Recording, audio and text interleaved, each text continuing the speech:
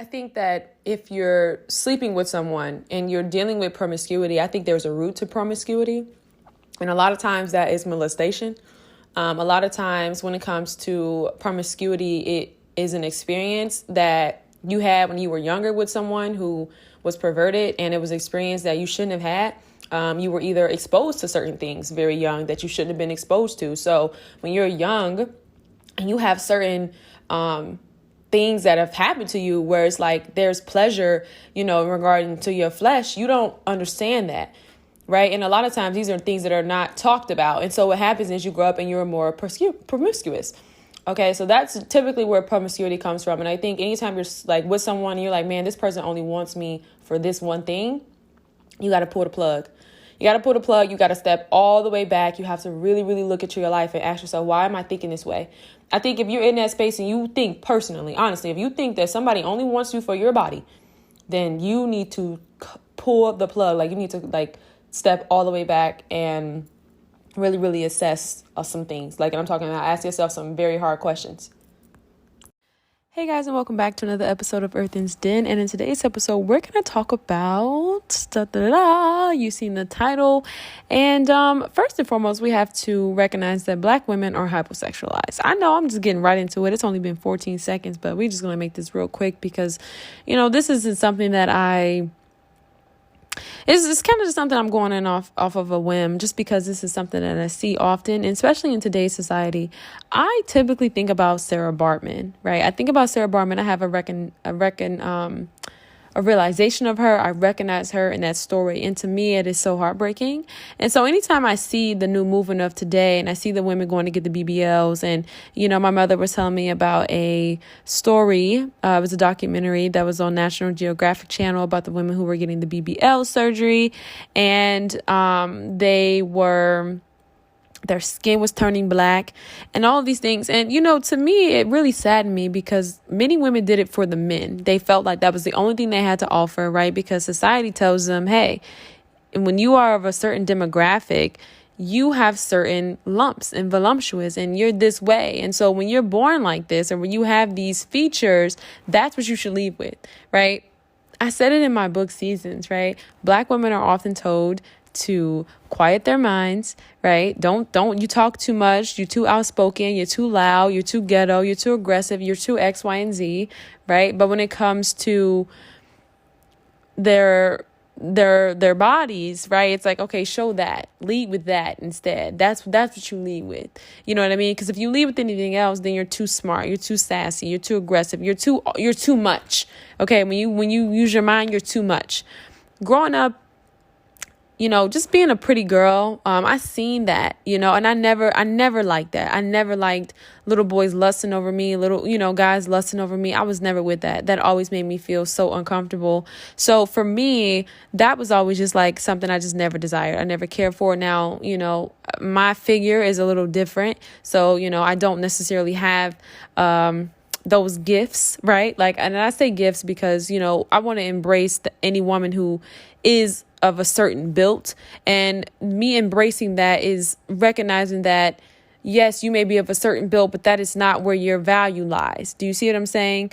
And if you are of a certain build and you just born that way, that's, me embracing that is more so letting you know, hey, you're loved, you know what I mean? And we see you, right? Outside of your physicality, we see you. And it's more so in a space of like, me encouraging you and me seeing you and me empowering you to let you know that you are more than that, But yeah, so, my figure was a whole lot different, honestly, but I never desired that, because I seen the hypersexuality of Black women, and I seen it very early on in my life. And I seen how guys would lust after certain girls in high school. And I seen how guys would be, little boys would be so perverted. And I'm not diminishing those experiences, because I understand that is something that is still very prevalent today, and I understand how humiliating that is today.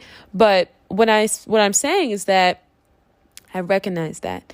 And so in summary, I just want us to understand that we're so much more than that. You're so much more than that. And don't feel so I think my biggest thing is this: it's staying healthy. It's staying healthy, it's being healthy. Like I said, I'm of a different physique, and, I've learned to just embrace that, and I don't think it was complacency. I think my biggest thing was health, right? It was about being healthy.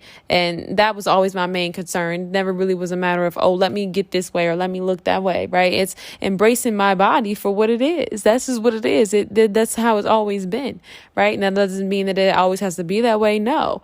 But me personally, I wasn't really here for certain regimens. I wasn't really here for certain treatments. There were certain things I just didn't really care to eat. I wasn't really big on processed foods, and things like that. So for me, a lot of that stuff was like, it would just have to be just a natural process of my body, right, in order for me to shape and change. But I was really big on health. I did exercise, I did work, I worked out. I didn't really like working out, and it wasn't really the more so like the discipline. It's just like I didn't really enjoy it in general. But I did grow to find that it really was helpful mentally. But even still, it was always like a mental thing. It was never really like, oh, okay, I want to change these things about myself, right? Just because of, like I said, the physique in which I was given. It is what it is, And so with that being said, love you the way you are, the way God made you. And understand that you are so much more than your physicality, and don't allow the stereotypes of the world or the lustful perversions of, men in society to dictate how you feel about yourself and to place a value on the things that you literally cannot change. You know what I mean? You didn't make you. You're not that way, and it saddens me to see the whole plastic surgery, because I understand that what people are not seeing and what women are not seeing is the backstory of that, right? They're not seeing, they're not seeing the truth. You know what I mean? The repercussions of these things. Nobody's telling you how they had to spend X, Y, and Z, or, or even just current treatment plans. Nobody's telling you that. Nobody's telling you the cost of the follow-up. You know what I mean? And so it's important to ask questions. It's important to recognize and to really see beyond what you're currently seeing. And like I said, if you're blessed, then hey, that's fine. That's fine. And I think, if you're dating someone and they're like, hey, I prefer this, then that's what they should be with.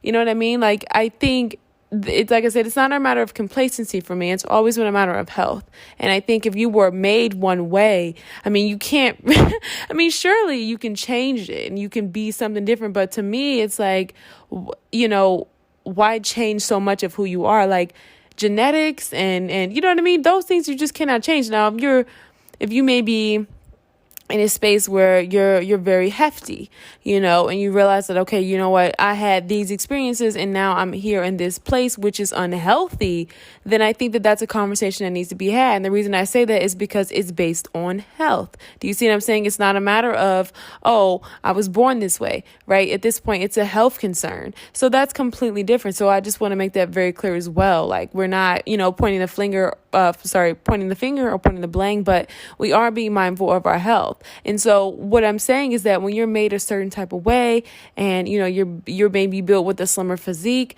and that's just the way in which you were born, then that is something that you need to love about yourself. And even still, if you are someone who was born with a little bit more skin in the game, you know what I mean? Then you need to love that about yourself as well, because that's the way in which you've been born, right? This whole idea, I think, of trying to change our bodies to fixate on a diet is so fleeting, right? Especially when our natural state is at a certain number that is healthy. Do you hear me? Like, it's a healthy number on the scale, right? It's a healthy mass in our body. And that is the way in which God made us. So that, with that being said, that's important. Like, that's very important for you to recognize and understand, like, hey, this is where I am. You know what I mean? This is where I am. This is where I'm at. And that's the way God created me to be. And just recognizing that you are worthy. You know what I mean? And anybody who tries to come and change you, just the way you are, like literally, how God made you, that's not the person for you.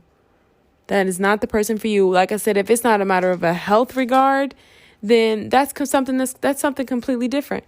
That's something completely different. Like I said, my biggest thing, and I want to make that very clear before I end this, is it's always been about health, right? And I think coupling the concern for health with the recognition and the realization of the mere fact that Black women are hypersexualized, it can help you really navigate body image in a more positive, productive, and healthy way. So that's my conversation in regards to this. I know this was very brief, but I feel like this conversation is so vague. But I just wanted to get over here and just kind of summarize my entire thoughts on this and enlighten you guys in regards to this, especially in this new wave where there is one particular body image that is praised. There's one particular body image that is strived for, right? And it's not necessarily anything that has to do with health. And that is the main goal here, right? It's taking care of your body so that you can have a better tomorrow, so that you can have a better future, right? That's literally what self-love is, right? It's I love my body. I'm going to take care of my body because this is the body God gave me. This is the body in which I get to live life. And this is the body in which I get to experience laughter, right? And love and truth and honesty and conversion and conversation and conviction and all these really, really beautiful things. You know what I mean? That just make up the total sum of this experience and my time here on this planet. So, those are things that are just very important, so just consider those things and understand that you're totally okay. God made you that way. And I hope everybody has an amazing day.